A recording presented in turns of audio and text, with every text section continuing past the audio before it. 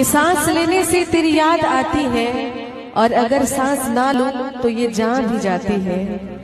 कैसे कह दूं कि सांस लेने से हूं जिंदा मैं, कैसे कह दूं कि सांस से हूं जिंदा मैं, ये सांस भी तो तेरी याद के बाद ही आती है। भगवान श्री कृष्ण कहते हैं दुनिया के सारे खेल खेलना, परंतु भूल कर भी किसी की भावनाओं के साथ मत खेलना, क्योंकि यह वो पाप है जो मैं कभी माफ नहीं करता।